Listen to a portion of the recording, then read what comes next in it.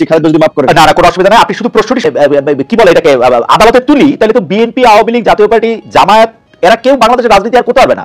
মানে তাদের রাজনীতি শেষ করে দিয়ে বা তাদের রাজনৈতিক ধারা শেষ করে দিয়ে নতুন একটা রাজনীতির জায়গায় আমাদের জনগণকে দাঁড়াতে হবে। আমরা কি তার জন্য রেডি আছি নূর, নাকি আমরা তাদের প্রতি একটু বেশি হার্শ? আপনার কাছে কি মনে হয়?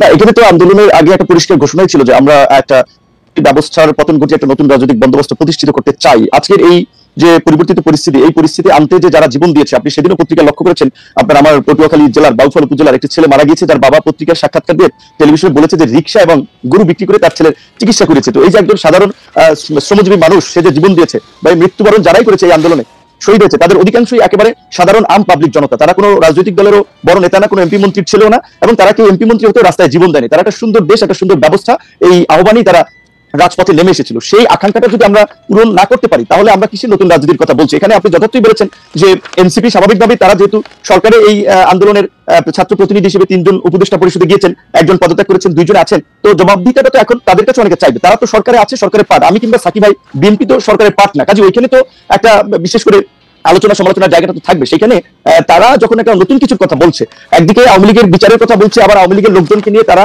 প্রোগ্রাম করছে, কিংবা তাদের ব্যবসায়ীদেরকে মাফিয়া, আমরা যারা লুটপাটকারী বলছি তাদেরকে আবার ব্যাকআপ দিচ্ছে, তাদের কাছে ফান্ড নিয়ে আবার প্রোগ্রাম করছে, তাহলে তো এটা ক্রিটিসাইজ করবি। এবং এখানে এতদিন হয় নাই, 50 বছরে, তার মানে এখনো এইভাবেই যদি চলে তাহলে তো নতুন রাজনীতির দরকার নেই, তাহলে তাদের নতুন দল করার তো দরকার নাই। মানুষ একটা পরিবর্তন চায়, সেখানে আমাদেরকে তো ন্যূনতম চেষ্টাটা করতে হবে যে বাংলাদেশের রাজনৈতিক দলের ফান্ডিং সিস্টেম এটা পরিবর্তন করতে যাই আমরা গালি শুনি যে আমরা বিকাশে টাকা তুলি। আমরা তো বলেছি যে রাজনৈতিক দলের অনুদান জনগণ দিবে, আমরা সেই সিস্টেম চালু করবো। আমরা নির্বাচন কমিশনে প্রস্তাব দিয়েছি, এই যে কালো টাকার যে নির্বাচন আধিপত্য, কোনো পোস্টার প্রচারণা প্রার্থী ব্যক্তিগতভাবে করতে পারবে না, নির্বাচন কমিশন করে দেবে এমন সিস্টেমে যেন কারো ব্যক্তিগত খরচের প্রয়োজন হয় না। আমরা জনগণকে সচেতন করি যে জনগণ যেন টাকার কাছে বিক্রি না হয়। কিংবা এই যে সরকারি কাজের ক্ষেত্রে দেখেন, এই সরকার ক্ষমতা এসেছে আজকে 8 মাস, সরকার শুরুর দিকে এসেই বোমা ফাটিয়েছে, আলোচনার জন্ম দিয়েছে যে উপদেষ্টারা আপনার সম্ভবত নভেম্বর মাসের মধ্যে সম্পদের হিসাব বিবরণী জমা দিতে বলেছে। কয়জন উপদেষ্টা দিয়েছেন? সরকারি কর্মকর্তা কর্মচারীদের সম্পদের হিসাব বিবরণী জমা দেওয়ার কথা বলেছেন, কয়জন বলেছেন? তো এই সরকার তো রাজনৈতিক সরকারের মতো, তাহলে শেষ পর্যন্ত এই কাউকে তুষ্ট করার জন্য যে না আমরা সরকারি কর্মকর্তা কর্মচারীর বিপক্ষে যেতে পারে, সেটি নিয়ে আর আগালেন না। এই সরকার, এই যে গণ অভ্যুত্থানের একটা সরকার, তাদের প্রথম এবং প্রধানতম দায়িত্ব ছিল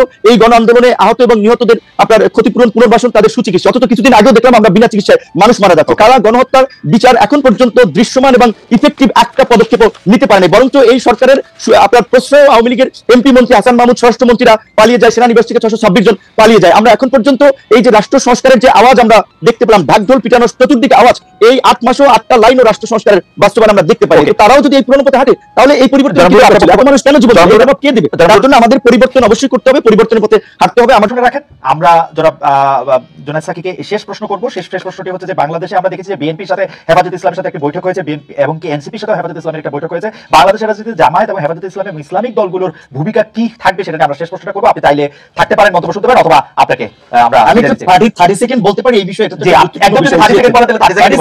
জাস্ট এইটুকু বলবো, বাংলাদেশে প্রায় 90% মানুষ ইসলামী মূল্যবোধে বিশ্বাসী। এখানে সাকিব ভাই ইসলামী সেন্টিমেন্টের বাইরে বিপরীত রাজনীতি করেন, আমিও করি না, আমরা করবো না। আমরা একটা লিবারেল পলিটিক্স করি আমাদের দলগুলো, কিন্তু এখানে ইসলামিক রাজনীতির নামে বিশেষ করে দেশি বিদেশি গোয়েন্দা সংস্থা বিভিন্ন ফান্ডিং এ একটা উগ্রপন্থা তৈরি করে রাজনীতির মাঠে দেখানোর চেষ্টা করা হচ্ছে, যেটা আমাদের সবাইকে ক্ষতি করবে। এই বিষয়ে যেন আমরা সচেতন থাকি, সতর্ক থাকি, এইটাই আমার আহ্বান। জনাব রুল হক নূর, আপনাকে অনেক ধন্যবাদ। আমি জনাব জোনায়েদ সাকিকের প্রশ্নটি আবার একটু